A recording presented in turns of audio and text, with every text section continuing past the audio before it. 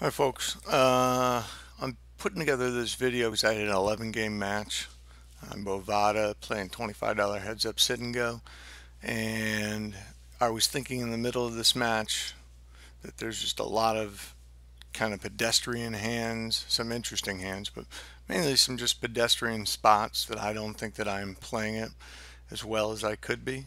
So I decided I was going to put together about 150 hands, probably break it up into about maybe 5 or 6 different videos.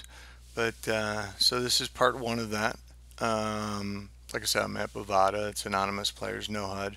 Um, I am opening about 70% from the small blind. From the big blind, I'm calling just under 50%, and I'm three betting about 10%. In the video, I'm not going to have any Nash or push fold decisions because I think that's pretty straightforward. Doesn't really need to be covered, so I didn't include those hands. And this is going to be from my Poker Tracker 4 replayer.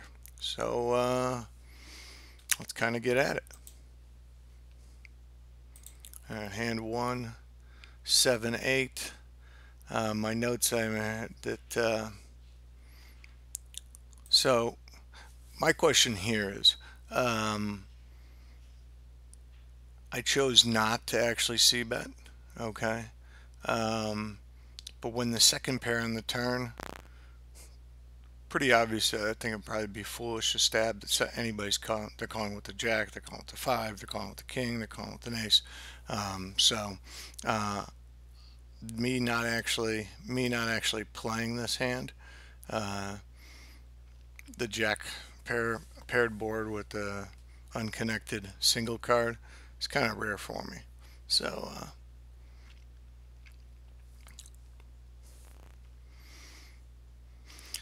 all right, it's pretty standard. All right, so no c betting on a low board here. My thought process is I don't think that I'm folding out any overcards. Certainly not folding out a 2, 5, or 3x. Probably, ace x is staying in here. I have 2 overcards myself, and I took like I said, a passive approach. I can be somewhat nitty, but I thought if I sent in a c-bet here, double barreling just didn't seem like a wise decision. That says 4 to the straight and 3 to the flush comes in. This is a hand I'm probably just giving up on and hoping I either chop or maybe I luck into the flush. Standard open 5-7. Okay. And by the way, when I say standard, that means standard for my play. So I'm not really saying standard like industry standard for heads up sit and goes here. So King 310 board, I'm putting in this is basically a range c bet. Typically, my style is, I am a 3x open from the button all the way up until we get to the 25-50 level, and then I'm 2x. And then probably when we get to 50-100, I'm playing some type of adaptive Nash push fold strategy. So here, when I'm 3x, the options really that I take advantage of when I see bet is I half bet on what I consider to be dry boards, and I 2/3 pot on what I consider to be relatively connected. Granted, this is a rainbow board, but the king and the 10, is relatively connected. So you see I put in the 2/3 bet here. We do have the advantage of seeing villains hole cards. I did check this so we could watch this, but it really makes no difference as to what I'm going to do because I did not know that going into it. So it's an easy call. All right, so here, when the 10 pairs on the turn, I shut down. All right, typically this is what I'm doing a lot, is if the second pair comes in, I tend to shut down. I also tend to shut down when I do have second pair, but I'm usually not c-betting second pair. But you know, I shut down here. You know, I think, you know, clearly I got nothing at that point, but I thought, like I said, I think the hand plays out relatively easily. My thought process though is really on when the second 10 comes in here, is, you know, is that a strategy to continue to c-bet here? I stopped, had this been a 6, I'm going to fire away a second barrel here. But specifically that the second pair came in, that my strategy is that I'm going to shut down. Want to know if that's wise strategy, poor strategy? All right.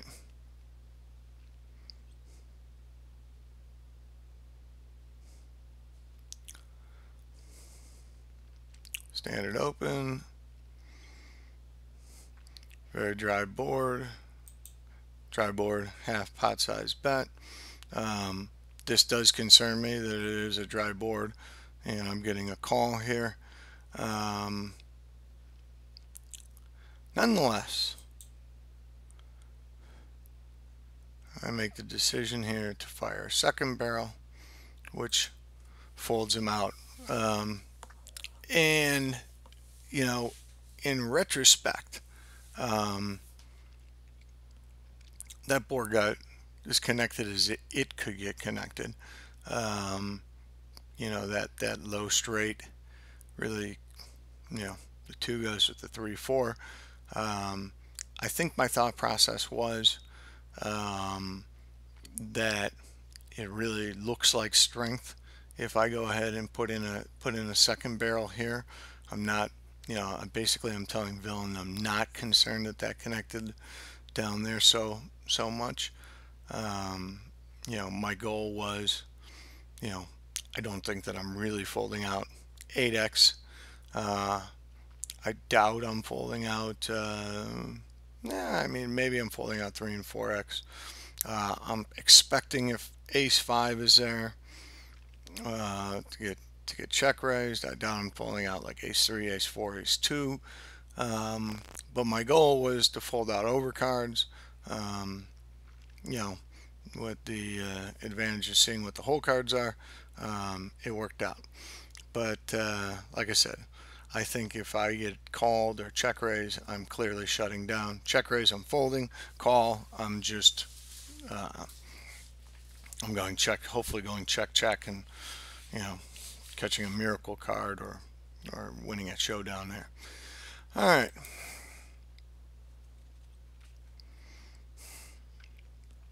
Anybody who's actually listening to this and helping out, I do appreciate it. All right. For me, we're at 15:30. Don't mind me getting a little agua here. 6-7 is a standard open for me. Get called. Okay. This is one of my favorite boards.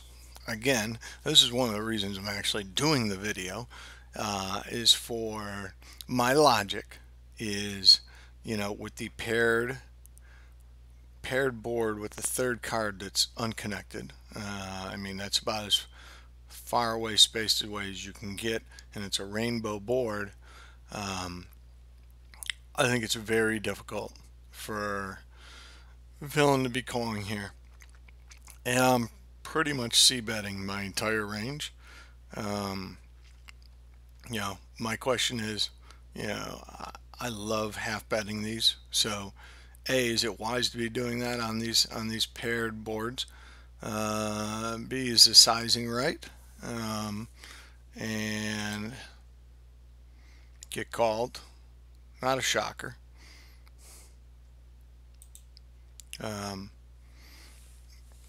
My question here now is the double barrel wise? You know, problem being, You know, my rationale was it's going to be very difficult for somebody to continue, and the guy continues. Um, I really think that my turn bet here is spew because we got nowhere to go. Um, you know, had an 8 hit, had potentially 5 hit, maybe a 10 hit. We have basically a gut shot then, but yeah, I think I'm just somewhat burning money here when I'm betting the 6-7. Um, Clearly, I think I'm getting pushed back on by a 9. Uh, Not terribly shocked that you know, in retrospect, Ace 4 check raised me here. Yeah, we're not, Villain and I hadn't played too much at this point, so I hadn't been out of line. But so was the second barrel wise on my part here? In retrospect, it clearly is not. Um, but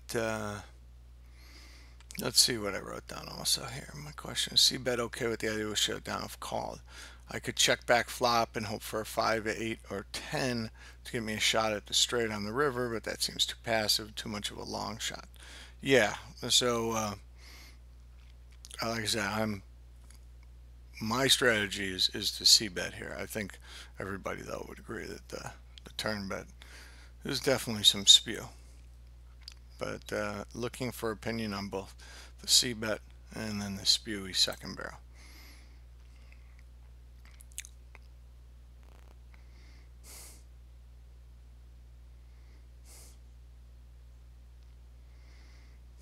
Standard open. Okay. So here on this hand, Ace Jack suited. I am not for betting Ace Jack suited. Um, I tend to play a very tight, I would say probably, oh, queens, kings, aces, ace king suited, ace king offsuit. Um, can occasionally getting it in depending on the villain with the ace queen. That said, I think with ace jack suited, um, you know, if I four bet and I get called, I'm, you know, almost always behind. You know, not knowing whether, you know, not having a read on a player being a maniac or something like that here. Uh, but in position, you know, I have zero problem with calling here. And I mean, this flop just, you know, really doesn't get any better than what this flop is here. I've got the nut flush draw. I've got the nut straight draw. And I still got the ace overcard there. So, you know, pretty good. The other thing I do when I 3-bet is I'm getting 3-bet here. So, you know, I like playing it in position, what I wrote down here. Definitely think I'm getting the right price to see the flop. Flop's perfect for me. What here where I think this gets interesting is when he checks to me. When he checks to me, I go ahead and put in a bet. You know, and it's, should I have taken the free card here and seen what the turn is, and then if he's passive again on the turn, then go ahead and attack. Definitely looking for some feedback on that. Nonetheless, though, I do put in the you know, the basically 40% pot size bet, and he comes over the top of me. So, you know, I've got 505 behind that I'm putting in to win you know, there's a $2,500 in the pot. I mean, this is, to me, this is a no-brainer. The equity I have here that I have to go with it. You know, I think in my mind, I'm thinking that I've got probably somewhere in the ballpark of at least 40% equity here. So again, that's just me making decisions on the fly here. Gotta tell you, I'm shocked though that I saw that he played the jacks very aggressively. I don't get there, and that's the end of game one. Uh, Really, the reason that I decided to stick with this player and play so many matches with him was that I thought playing jacks like that was overly aggressive. And I would be curious to hear people's opinion on that. He again, we hadn't played that many hands here in our first match, and like I said, I just thought playing jacks like that was was too aggressive. But it was one of the reasons I decided to play again with him. My reasoning being, um, if he's going to make mistakes, he's going to make big mistakes. This is somebody that I definitely want to play with some more. So, all right. So let me know if you guys think that's a leak on his part, and if you don't think it's a leak on his part, explain it to me, because I definitely want to learn why it isn't. All right. All right. So on to game two. We got kings. Uh, when I three bet, I am three betting 3x, and then I'm putting another basically small blind on there. So, you know, it's big blind is 40. I'm going to 120 and adding another small blind on there. So what is that? 3.5x.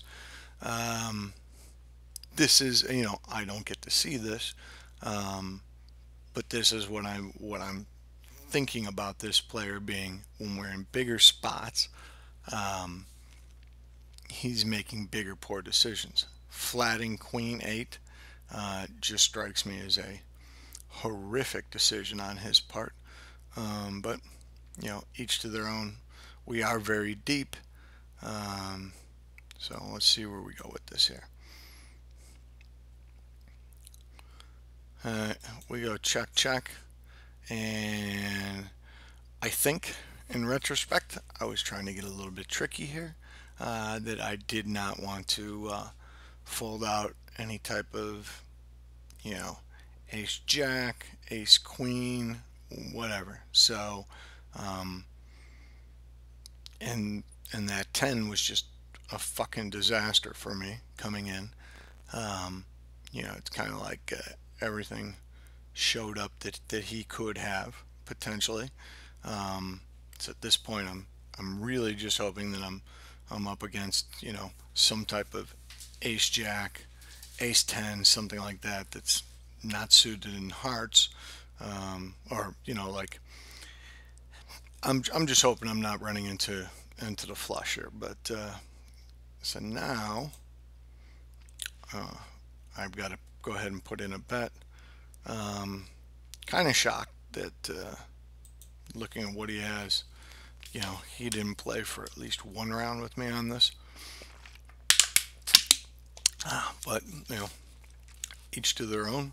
But I gladly take that down. I guess a question too is, clearly the closer we get to the river, the closer people are to be more honest in the way they play their hands. So, I am playing my sets fast, and I think the rationale is that people just don't give you as much credit on the flop as they do, say, on the turn or on the river if you continue with your aggression. All right, so we got 10-8 here.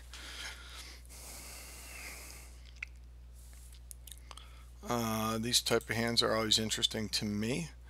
I have slip flop top pair with a weak kicker, but I also have the gut shot going. That's a very connected board. And granted, our ranges overlap so much. I would tell you by this point in time, this guy was opening more conservatively than me. So he was definitely opening less than 70%. and his calling struck me as being relatively closer to mine. So I mean, his calling and opening ranges struck me as being somewhat similar. That being said, though, that 10.96, I would say tends to hit more of his range. Um, Nonetheless, I want to get some value out of this and charge his draws, be it a flush draw or be it straight draw. Granted, I may be dead in the water already here. Um, you know, Possibility that I'm looking at 8-7, but at least I have a redraw to get my own 7.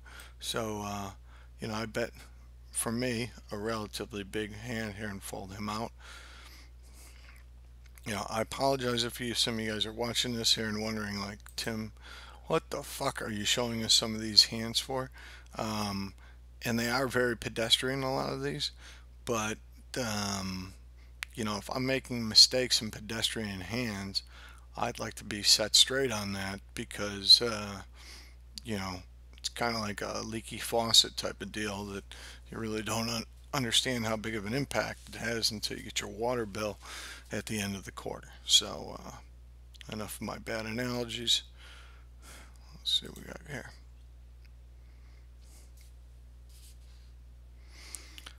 All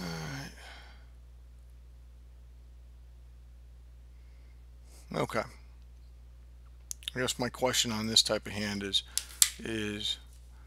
you know, should we with that's as weak of a pair as you can get to. Okay, I'm out of position. You know, should I be trying to get my baby pair to showdown here, um, or when the turn card comes in, which you know even still connects the board even more, connects it lower. You know, am I burning money by putting in a shot there? Um, you know, Perhaps if a three would have hit, um, you know, what happens if say a six or a seven hits? Should I have been putting in a shot on the turn because he had shown weakness on the flop here? Um, and then, assuming that I did show weakness on which I did, and then the six comes in on the river, um, is this a spot where we take a stab? That strikes me on the river taking a stab here. Um, that it strikes me as I'm taking a stab.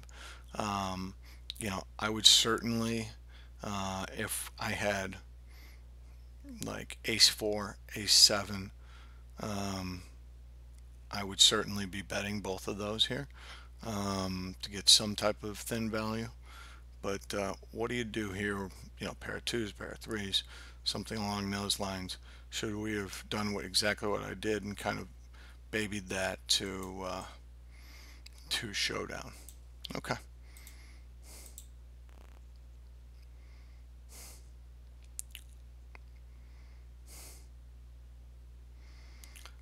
Standard open.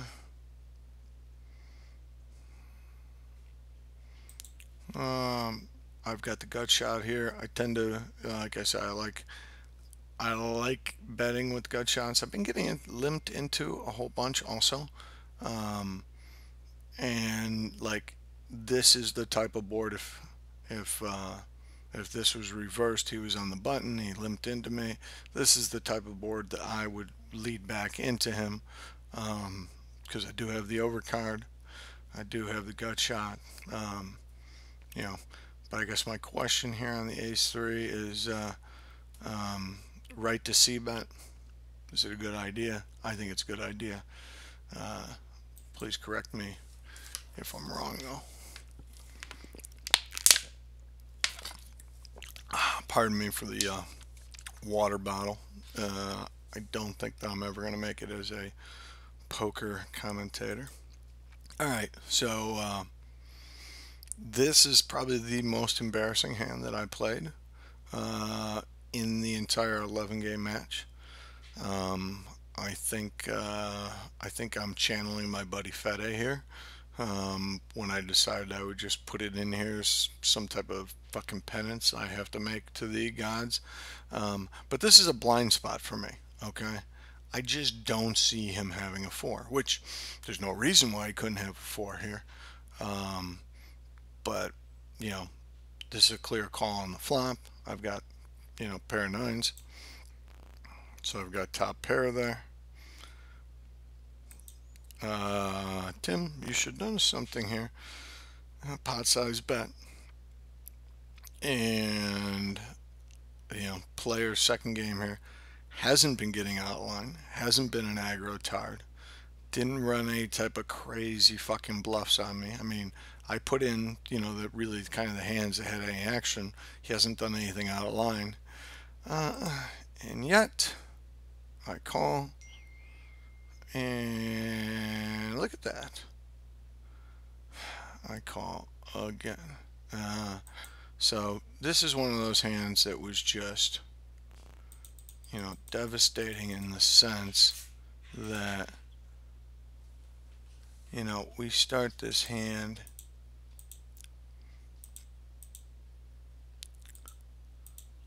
Where do we start this hand?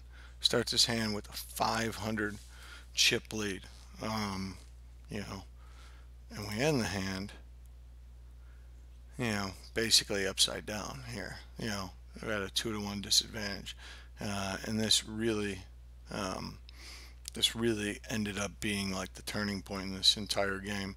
And that's the last hand from game 2 that I'm going to put up there, because everything really came down to kind of push fold beyond that point that was interesting. Alright, so what we got here? Let's go back.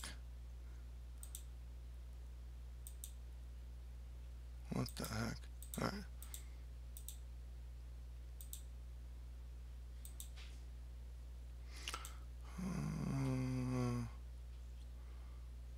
Ace 3-9-8. Is this a right hand? No. No. You know what? We're going to go with this hand here. Okay. Sorry about that small delay there. Alright. I was going to say that 8-9 hand did not show up in what I wanted to look at here. This is an example again of that unconnected paired board. I am betting. I do have, the 10s surrounded here, so I've got 3 to the straight. Don't have a backdoor flush, don't have anything going on. But this is again a standard play for me. It's a standard half C bet. If I've got ace 3, it's a standard half pot side bet. If I've got a 10, same thing. But this is a play I make all the time, so I'm very interested in feedback from people telling me if it's the right thing or the wrong thing to be doing.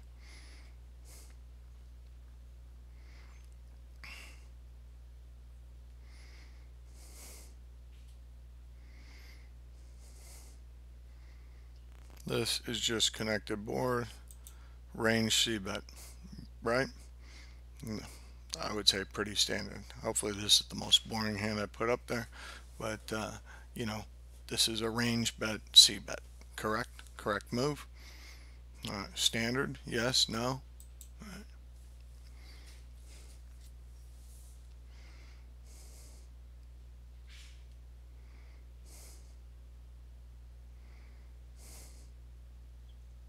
I know some people will be 3-betting with King 10. Like I said, the 3-bet puts you out of possession here, puts you into some funky spots, which is why I'm not 3-betting, a 15% range. But,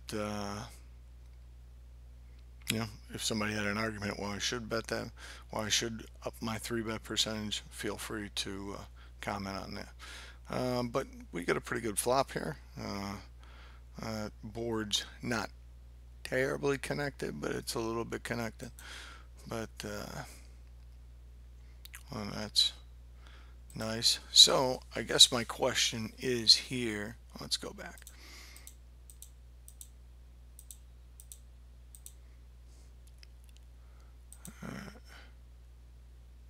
So he bets, I call, flop comes, check, check.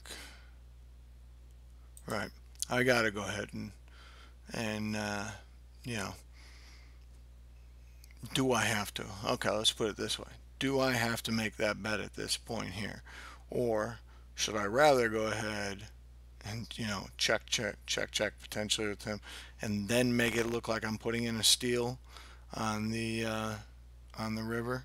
Potentially, hopefully, he maybe has an ace here and the ace spikes or some type of card he's on. Let's say he's got queen jack or something like that. But, you know, that I guess is my question here. Maybe he's got, hmm, you know, should I have shown the aggression on the turn is my question, or should I have waited for the river?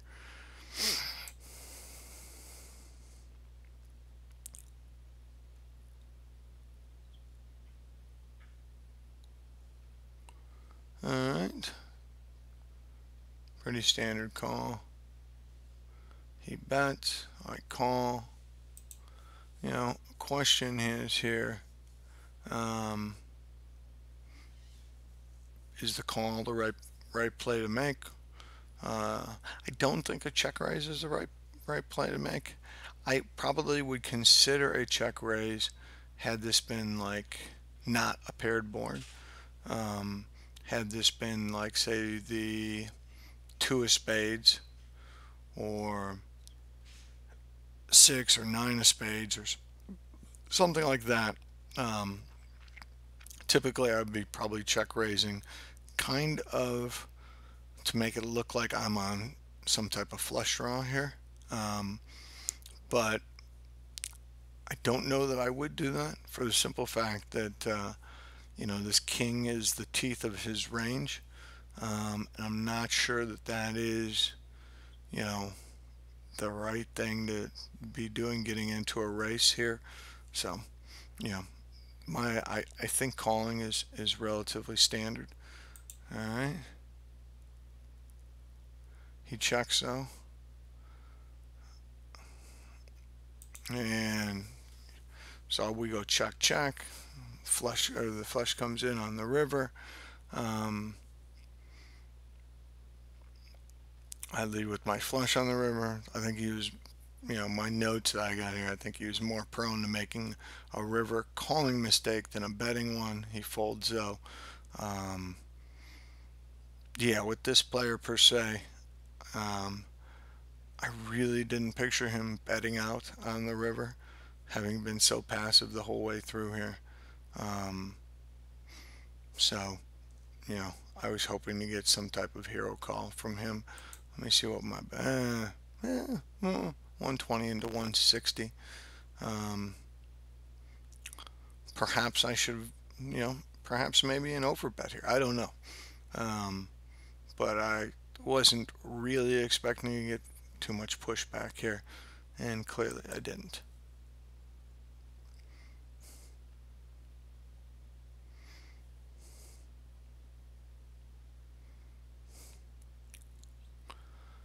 All right, standard call.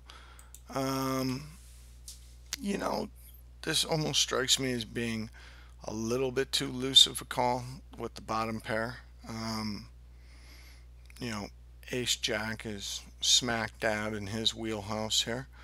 Um, so, you know,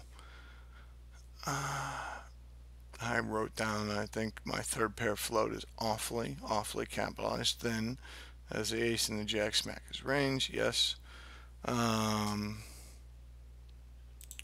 but as you see here, I go check, check there. And the fours, I mean, could I be looking at 5-8 or 3-5 or something like that? I guess I could. Um, but it does strike me as him uh, as he's weak, um, and so I'm thinking if I bet here, I'm thinking potentially I don't think he has a jack. I definitely don't think I'm folding out an ace, um, but I think that I could fold out a stronger six. Um, I think I could fold out a seven. So this is why on the river, I come in with some aggression. I do fold out a seven.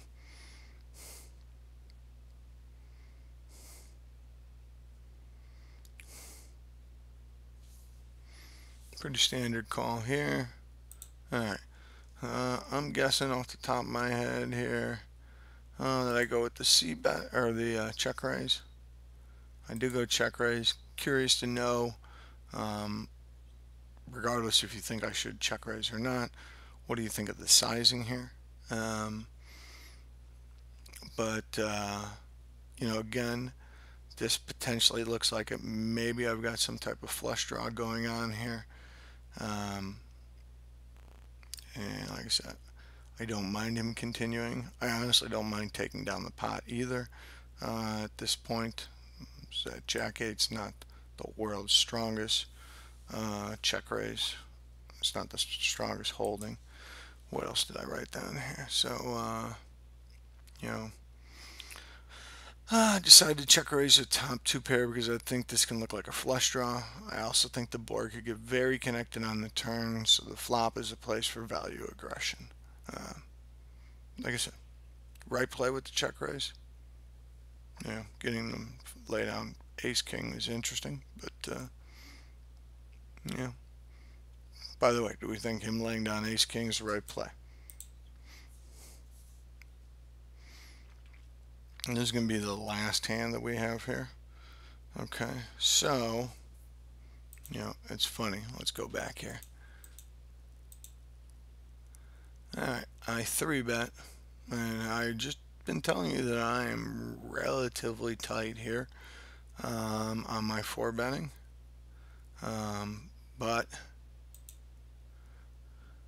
so let's go back one spot. All right. So what do I got to call? 900. 900 for 14, right? So do I think I have enough equity with my ace queen? I think it's going to be close. Putting in 900 to win 2400. Um, doing the math on the fly.